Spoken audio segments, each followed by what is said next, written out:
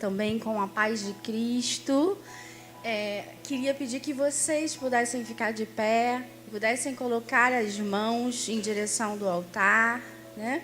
Para que a gente possa orar e que vocês não possam, assim como o Tiago falou aqui, que vocês não pudessem ver a equipe de louvor, mas que vocês pudessem ver a presença de Deus. Então, que vocês imponham as mãos e me abençoem para que nesta manhã eu possa ser, na verdade, um canal de bênção, que possa fluir, que possa jorrar águas dos tronos de Deus. Amém? Pai, em nome de Jesus, eu me coloco agora aqui diante de Ti, Senhor, clamando, pedindo, Senhor, a Tua misericórdia, a Tua graça, o Teu bálsamo, Senhor.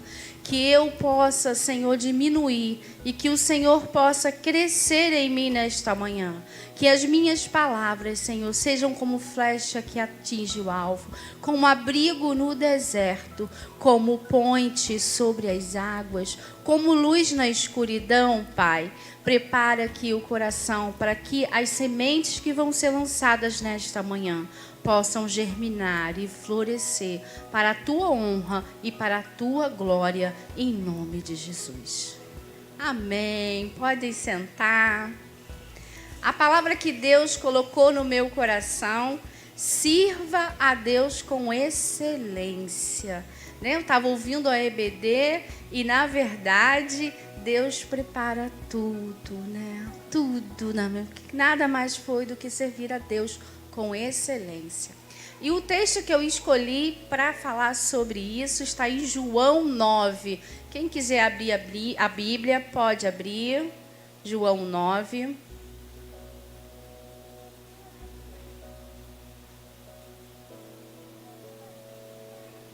Amém?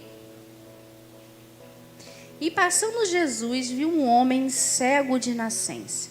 E os seus discípulos lhe perguntaram, dizendo: Rabi, quem pecou, este ou os seus pais, para que nascesse cego? Jesus respondeu: nem ele pecou, nem seus pais, mas foi para que se manifeste nele a obra de Deus. Convém que eu faça as obras daquele que me enviou, enquanto é dia. A noite vem, quando ninguém pode trabalhar. Enquanto estou no mundo, sou a luz do mundo.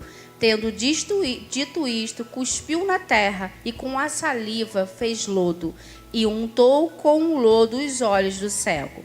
E disse-lhe: vai, lava-te no tanque de Siloé, que significa o enviado. Foi, pois, e lavou-se, e voltou vendo.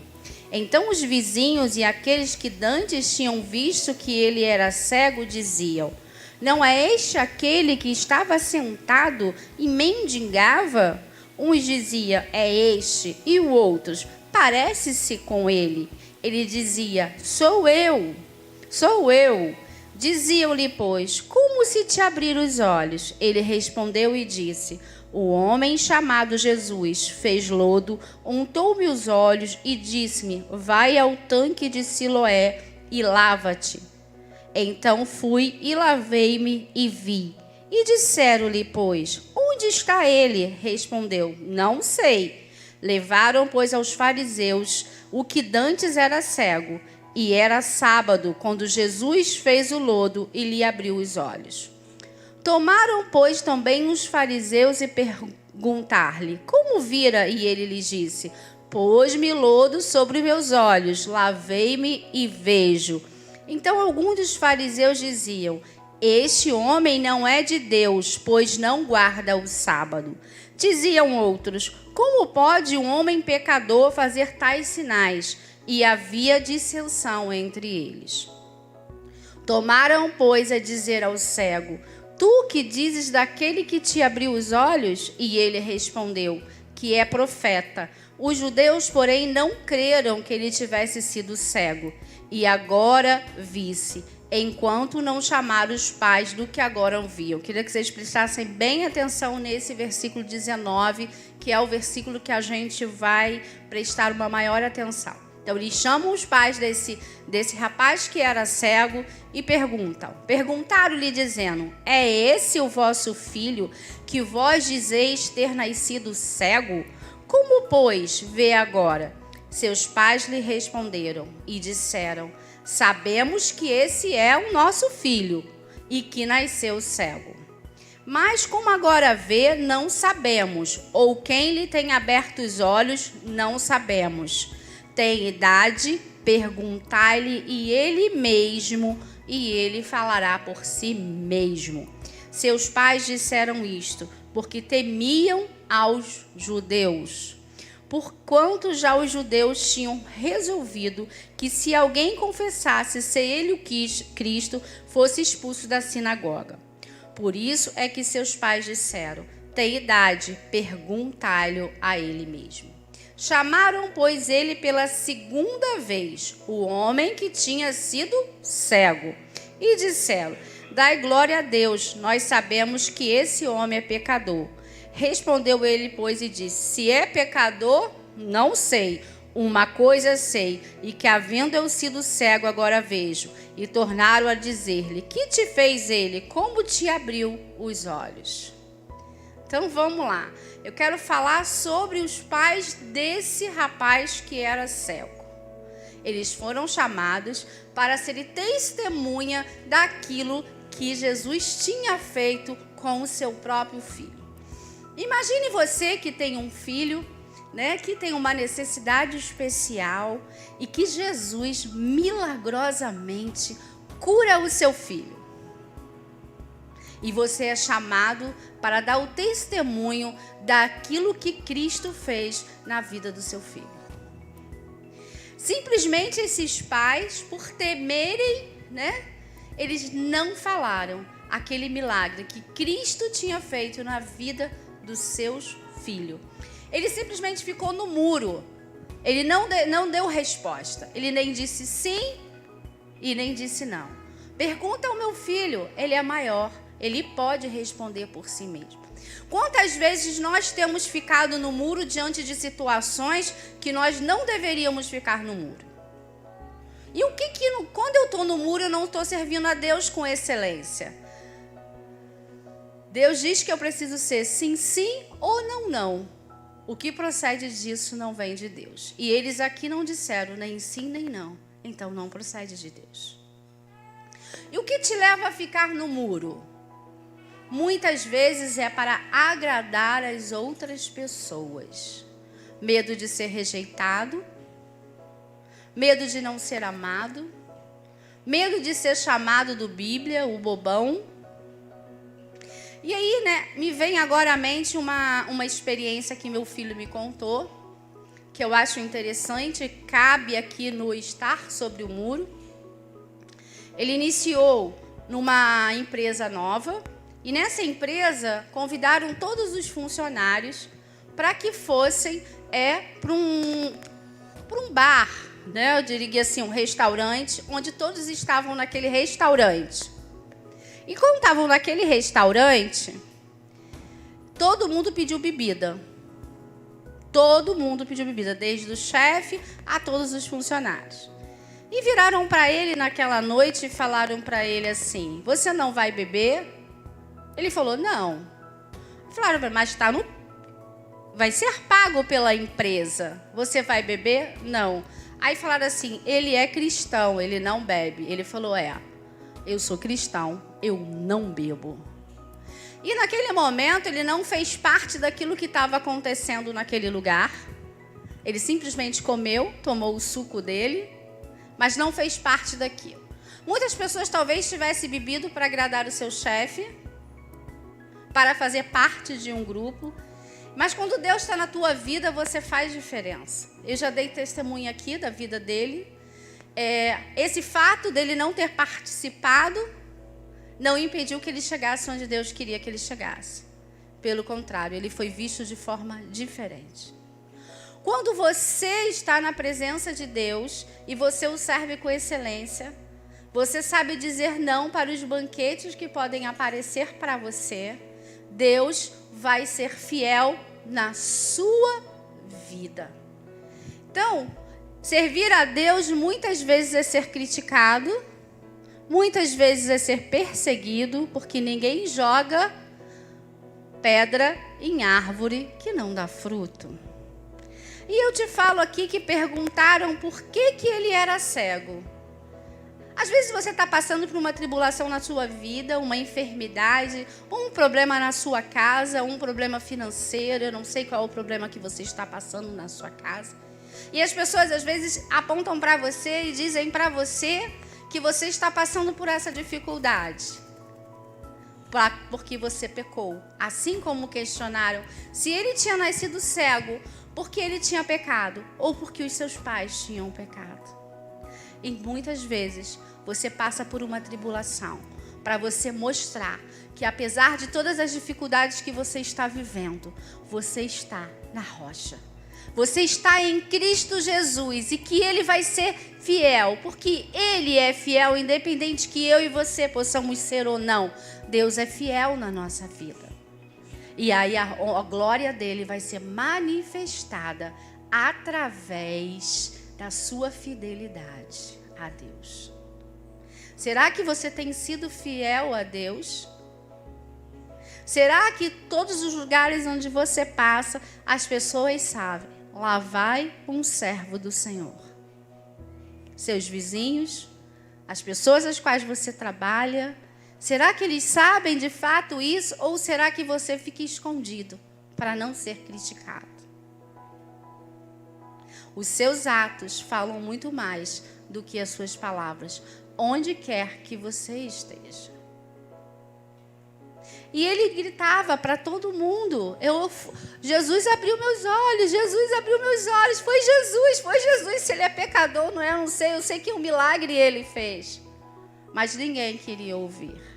Porque muitas vezes a gente não quer ouvir aquilo que Cristo está para nos falar. Muitas vezes a verdade que Cristo quer nos falar nos confronta. E aí eu prefiro olhar criticando. Eu prefiro ser aquela pessoa que é legalista, que aponta o que o outro está fazendo. E eu vou dizer para vocês aqui nesta manhã, nesse meu tempo de vida, eu posso perceber que as pessoas mais legalistas, as pessoas que colocam mais peso sobre os outros, as pessoas que mais apontam para o erro das pessoas, elas escondem erros terríveis, pecados terríveis. Porque Cristo não faz isso. Cristo, ele ama o pecador. Cristo abraça o pecador. Cristo, quando olha para mim e para você, o que eu mais me apaixono por Cristo é isso. Cristo não olha quem é a Mary hoje. Cristo olha quem a Mary pode ser amanhã. Cristo, quando olha para você, ele não olha para os teus pecados ou para o que você viveu até aqui. Cristo olha para você como alguém que pode ser restaurado. Alguém que pode ser um manancial que jorra as águas do trono dele. Mas a gente não. A gente olha para as pessoas procurando algum erro nelas, para que a gente possa julgar. E o único justo juiz é o Senhor. Se ao invés da gente julgasse as outras pessoas, assim como julgaram Jesus porque ele curou no sábado, quando é que tem dia para a gente fazer o bem para o outro? Mas o que é isso? Cultura, coisas que nós colocamos que vai muito além daquilo que Cristo tem. Cristo não quer saber se é sábado, se é domingo, se diz que sábado não pode curar. Se alguém está precisando ser curado no sábado, se alguém está precisando de uma ajuda no sábado, ele veio para dizer, não tem dia, não tem hora. Estamos aqui para fazer o bem a todo momento. E a gente precisa obedecer. Eu sei que às vezes a gente fica até com medo de chegar para a pessoa e dizer aquilo que Cristo disse.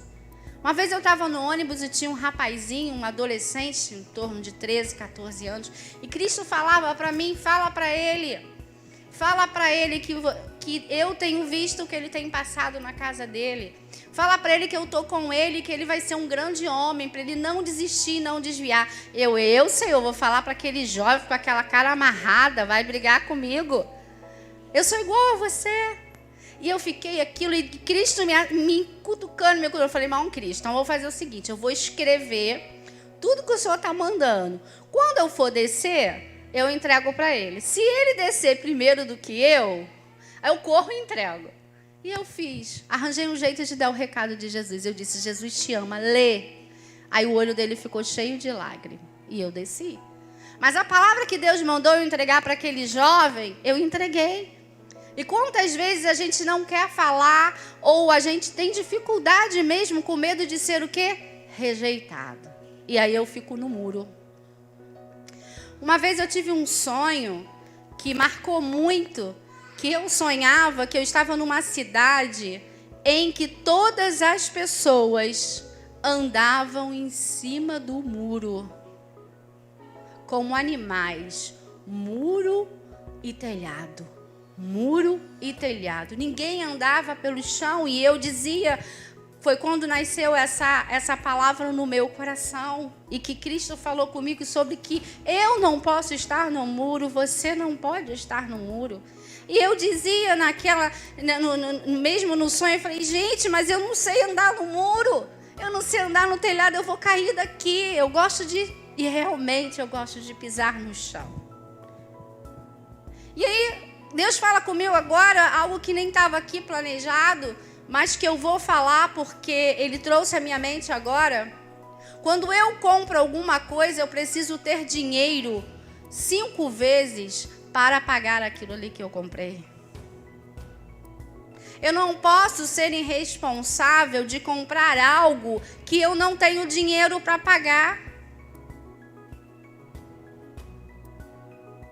Quantas pessoas vivem com aparências, roupas de marcas que não podem pagar, casas que não podem pagar. Isso é o quê? Andar em cima do muro. É andar na insegurança de saber se amanhã eu vou ter o dinheiro para pagar. E quando eu falo assim, eu sou autônoma, então eu nunca sei, né? Graças a Deus, Deus tem sido fiel, muito mais do que eu mereço. Ele tem sido fiel. Mas quando a gente é autônomo, a gente precisa guardar um dinheiro para que a gente tenha segurança. Como quando iniciou essa pandemia, por exemplo, o primeiro, segundo mês que começou a pandemia, se eu não tivesse o meu guardado, talvez eu tivesse ficado em cima do muro. Então, aí tem gente que fala, não, mas eu vou comprar que Deus proverá. Deus não está em coisa errada. Para de achar que Deus... Não, porque Deus quer que eu tenha um carro zero. Porque Deus quer que eu tenha a melhor casa do mundo. Eu não estou dizendo que Deus não te prospere. Eu estou dizendo para você que eu hoje vivo a fidelidade de Deus. Deus tem me dado o melhor. Mas eu não posso ser inconsequente e irresponsável. Isso tem a ver também de servir a Deus com excelência. E é lá da igreja, lá do pastor Sandoval. Não, aqui não tem, né? Como diz o pastor Sandoval. Ah lá, mas está devendo todo mundo aqui na Taquara. Passa, tem que atravessar a rua, tem que virar, tem que não sei. Você não está servindo a Deus com excelência. Antes de você comprar qualquer coisa, ou resolver qualquer coisa na sua vida, você precisa fazer o opa! Não esqueçam mais disso. Opa! O opa é composto pelo O, o P e o A. Primeira coisa, orar. Senhor, é para eu comprar. Senhor, é para eu mudar. Senhor, é para eu fazer isso. Senhor, é para eu ter um filho. Senhor, é para eu pegar um cachorro. Qualquer coisa que você vai... É para eu casar? É para eu namorar esse sujeito? Ou é para eu namorar essa menina? Orar. Porque quem manda na nossa vida é o Senhor. Então, se é Ele que manda, eu não posso tomar nenhuma decisão na minha vida sem orar. Orei. Aí eu vou passar para o segundo passo, que muitas pessoas não fazem. Planejar, fazer uma planilha financeira, pesquisar, projetar, pensar, programar. Bom, Deus, já orei, senti no coração, Deus revelou que é para eu ir. Fiz isso, tá tudo certinho. Tem como dar o segundo passo. Aí eu vou agir. Mas existem pessoas que estão agindo sem fazer nem o O de orar e nem o P de se fazer planejar, nem fazer planilha. E aí depois a culpa é de Deus. Estou zangado com Deus. A promessa de Deus na minha e na sua vida é que não vai faltar o maná de cada dia. E isso Ele vai ser fiel a você. Mas você precisa ser fiel ao nome que você carrega, que é o nome de Cristo.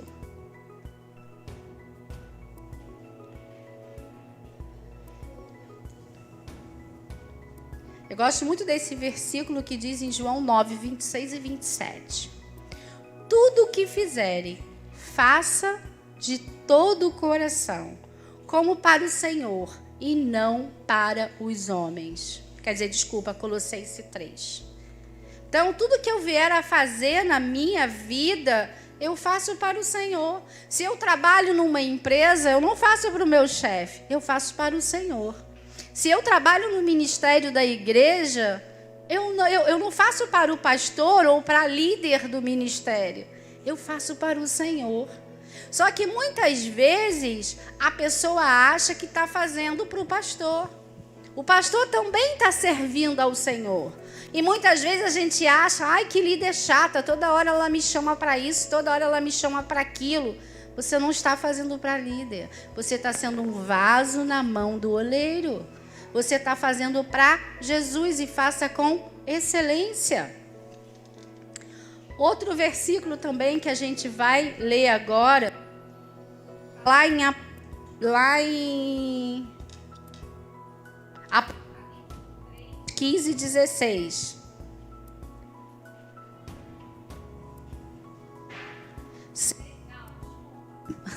Desculpa. E o seu não. O que não de Deus vem do... Tá ruim. Então, sim, você... Eu venho do interior.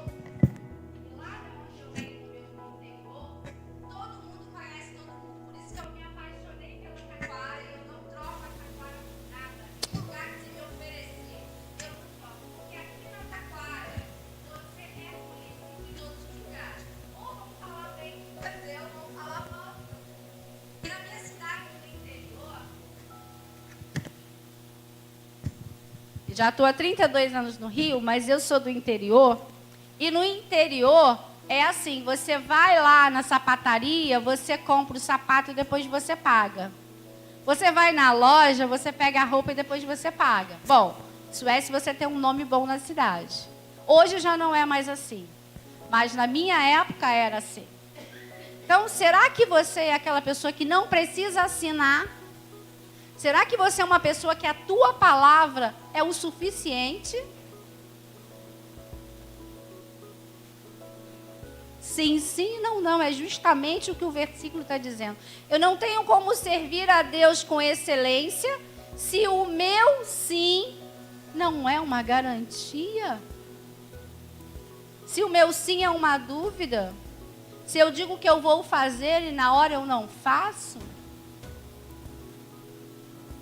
São coisas tão pequenas, mas que fazem tanta diferença na hora da gente servir a Cristo.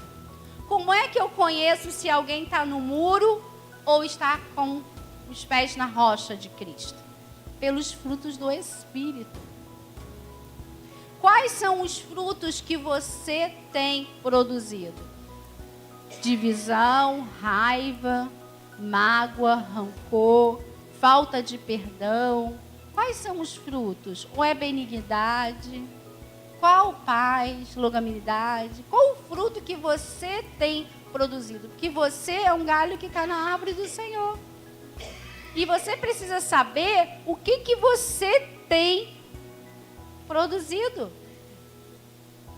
Não tem como uma árvore má produzir bons frutos. Desculpa, gente. Acaso pode sair água doce e água amarga da mesma fonte? Meus irmãos, pode uma figueira produzir azeitona ou uma videira figos? Da mesma forma, uma fonte de água salgada não pode produzir água doce.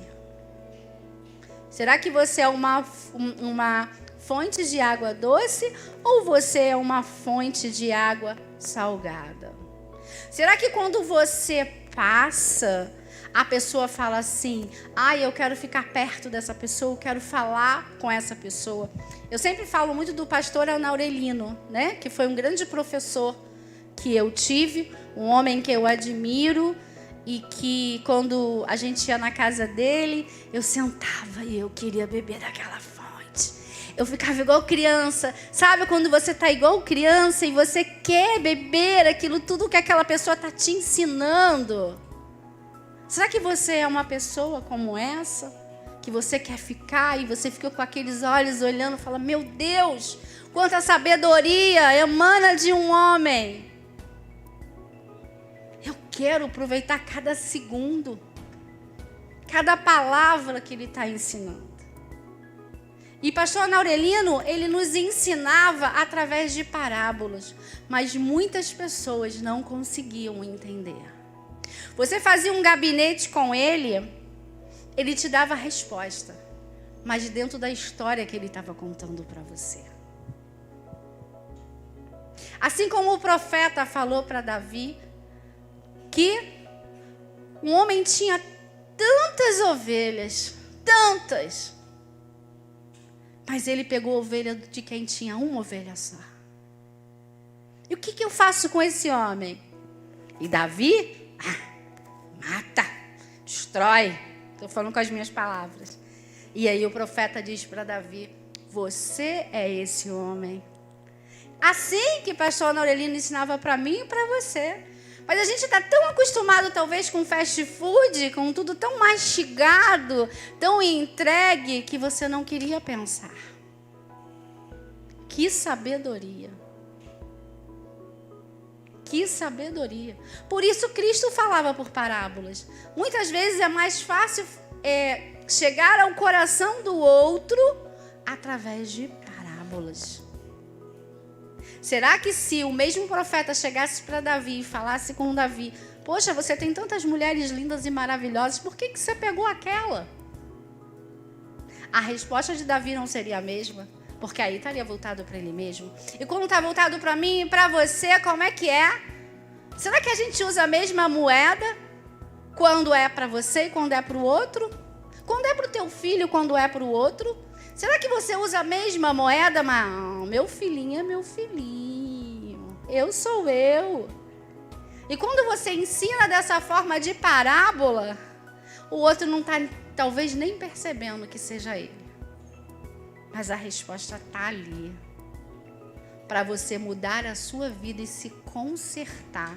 Hoje é manhã de conserto diante de Deus. Todos os dias a gente precisa acordar uma pessoa melhor. O inimigo de nossas almas, ele está ao nosso derredor, oferecendo banquetes diários. Você pensa que Satanás está preocupado com quem está lá na rua, servindo a ele, nadando no pecado? Nem um pouco. Por quê? Porque isso já é dele, já está ganho. Já está com passaporte para o inferno. O Senhor está preocupado em dragar a minha e a sua vida. Por isso que a Bíblia diz: aquele que está em pé, que se cuide para que não caia. E aí foi falado aqui um que eu amei, né? Quando eu me acho autossuficiente, né? Quando eu acho que eu conheço demais, que eu sei tudo, a soberba vem. E a soberba procede à queda. Maravilhoso. Não sou nada. Nós não somos nada. Sabe o que eu e você somos? Pó. A gente veio do pó e a gente vai voltar para o pó, e tem gente se achando tanta coisa. Eu preciso me comparar comigo mesmo. Quem foi a Mary de ontem, quem é a Mary de hoje? E quem vai ser a Mary de amanhã? Vencendo cada dia as minhas dificuldades. Todos nós temos um espinho na carne, assim como Paulo. Mas a minha graça te basta. É a graça de Deus que nos mantém em pé a cada dia. Você pode escolher passar por essa vida glorificando a Deus, agradecendo no deserto, ou você pode passar a vida reclamando: ó vida, ó céus, nada dá certo. Eu escolho adorar a Deus em todos os momentos. Essa é a vontade de Deus. E diz que a vontade de Deus também foi falado. É boa, perfeita e agradável.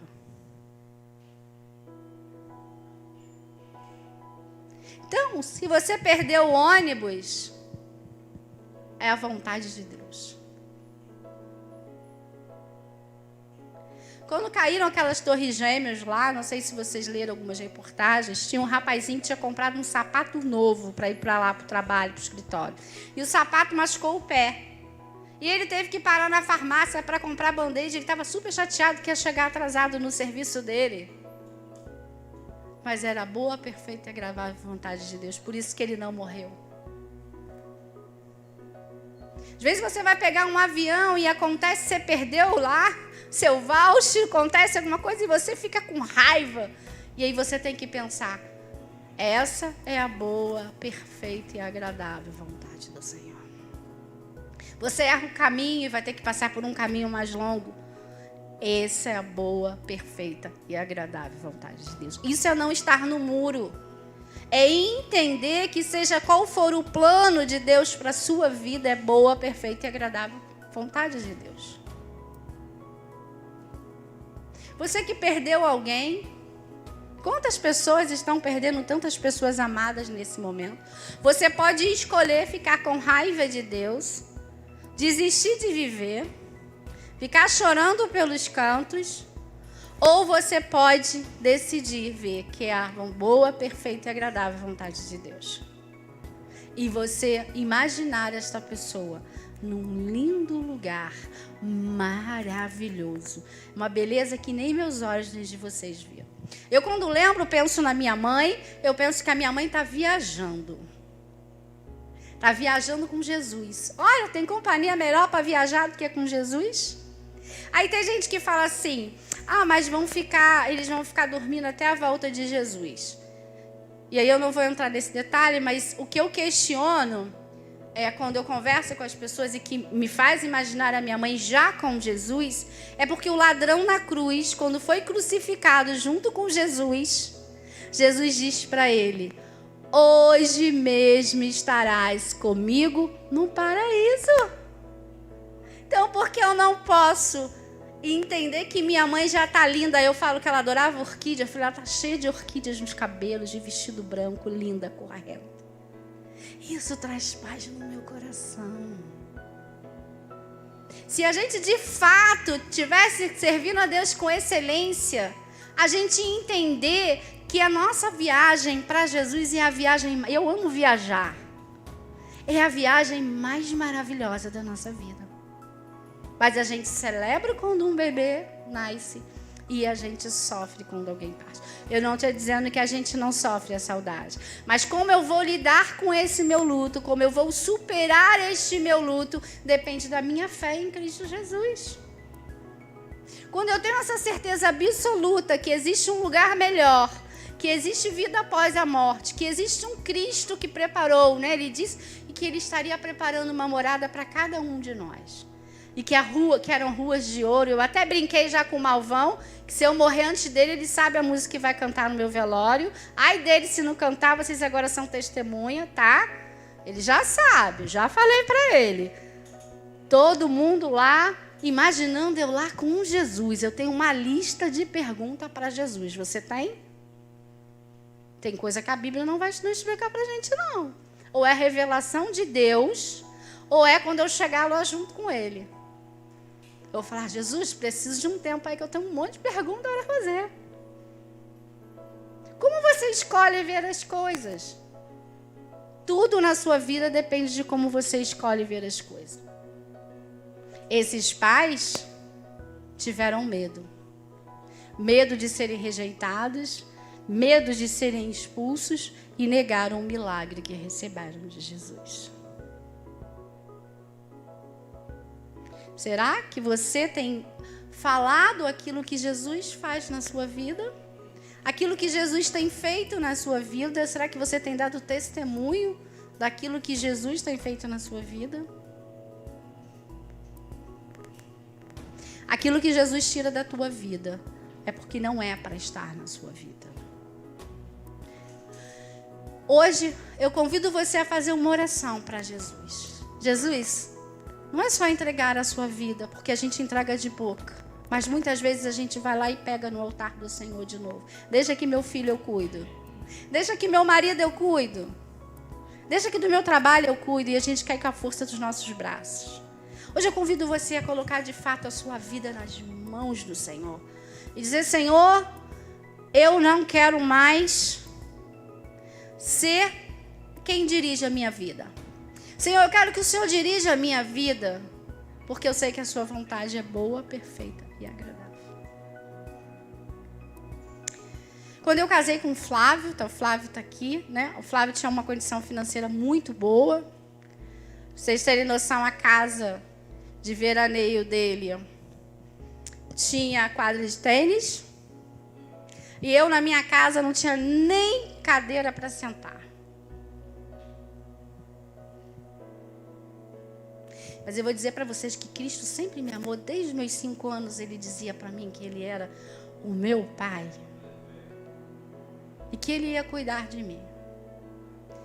Tempos passaram. Muitas vezes o trabalho do Flávio o afastava do Senhor. O trabalho do Flávio o afastava da família dele. E o que Cristo fez? Cristo tirou o trabalho dele.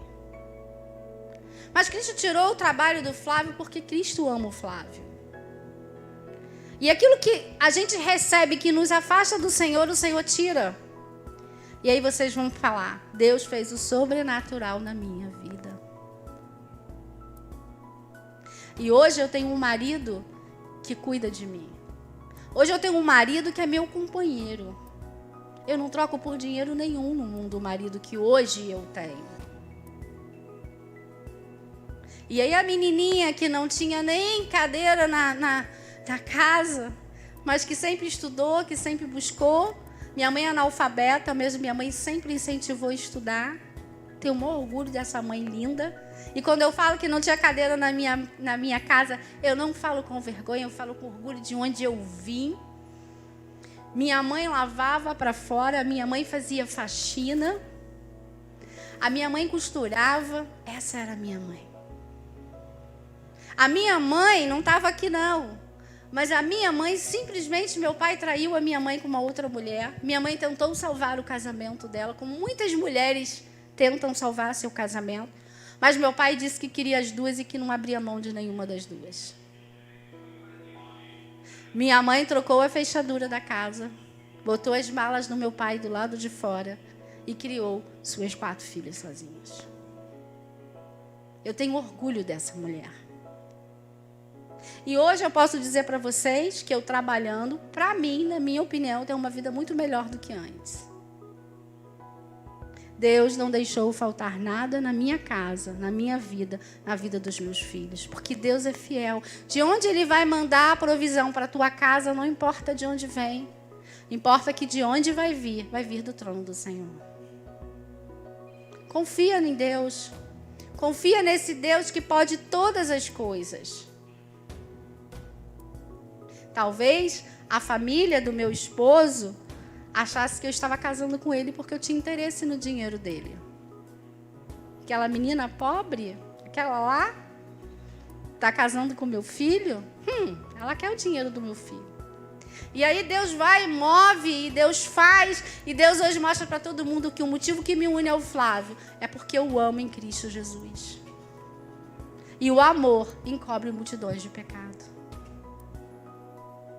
Então, a mesma menininha que não tinha cadeira para sentar, Jesus gosta. Jesus pega o pequenino, o humilhado, e Jesus fala, não é porque ela é boa, não, porque eu sou na vida dela.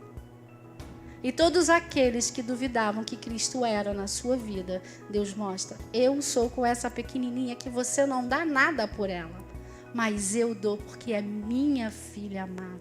E assim é você. Você é filha, filho amado do Senhor, e Ele tem o melhor para te dar. Desce do muro e deixa Deus ser Deus. E quando você deixar de ser Deus, Deus vai realizar os sonhos mais ocultos do teu coração. Muito obrigada. Deus abençoe cada um de vocês, em nome de Jesus.